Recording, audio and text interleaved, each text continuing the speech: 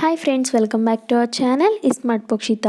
ఈరోజు మన రెసిపీ వచ్చేసి మునక్కాయ శనగపప్పు పొడి ఫ్రై.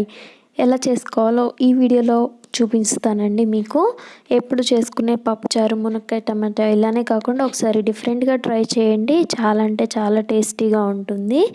దీనికోసం మనం రెండు మునక్కాయల్ని తీసుకొని ఇలా చిన్న ముక్కల కింద కట్ చేసుకొని ఒక బౌల్లో వేసుకోవాలండి. శుభ్రంగా కడిగేసి దాంట్లో వాటర్ని వేసుకొని మూత పెట్టి స్టవ్ పైన ఒక 5 నిమిషాల సేపు ఉడికించుకోవాలి.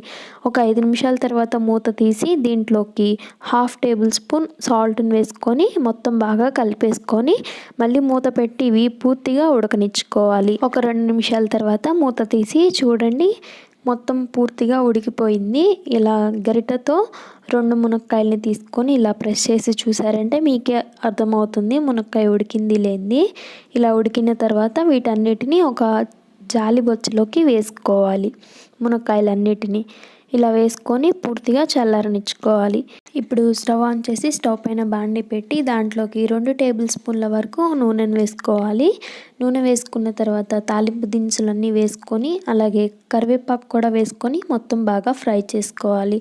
తాలింపు ఫ్రై అయిపోయిన తర్వాత దీంట్లోకి మీడియం సైజు ఉల్లిపాయని ఒకటి తీసుకొని పొడవుగా సన్నగా ముక్కలు కట్ చేసుకోవాలి. అవి దీంట్లో వేసుకొని ఉల్లిపాయలు కొంచెం కలర్ చేంజ్ అయ్యే వరకు ఫ్రై చేసుకోవాలి. ఉల్లిపాయ ముక్కలు దీంట్లోకి పొడవుగా ఉంటేనే బాగుంటుందండి. మీకు కావాలంటే సన్న ముక్కలైనా కట్ చేసుకొని వేసుకోవచ్చు చిన్నవి. చూడండి, ఉల్లిపాయలు ఇలా ఫ్రై అయిపోయినాయి కదా. ఇప్పుడు దీంట్లోకి 1/2 టేబుల్ స్పూన్ పసుపును వేసుకోవాలి. ఇప్పుడు మునక్కాయ ముక్కల్ని కూడా దీంట్లో వేసుకొని మొత్తం ఒకసారి బాగా కలిపేసుకోవాలి. లో ఫ్లేమ్లో ఉంచుకొని వీటిని ఒక 3 నిమిషాల పాటు ఇట్లా కలబెట్టుకుంటూ ఉండాలండి. మునక్కాయ ముక్కలు ఉల్లిపాయలు మొత్తం కలిసేదాకా ఇలా కలిపేసుకొని ఎండు కొబ్బరి ఉంటుంది కదా, అది పొడి చేసుకొని పెట్టుకోవాలండి. ఆ పొడి దీంట్లోకి 2 టేబుల్ స్పూన్ల వరకు వేసుకుంటే టేస్ట్ బాగుంటుంది. దీంట్లోకి అలాగే 2 టేబుల్ స్పూన్ల వరకు శనగపప్పు పొడిని కూడా వేసుకొని మొత్తం ఒకసారి బాగా కలిపేసుకొని మరొక 2 నిమిషాలు లో ఫ్లేమ్లో కలిపెట్టుకుంటూ ఉండాలి.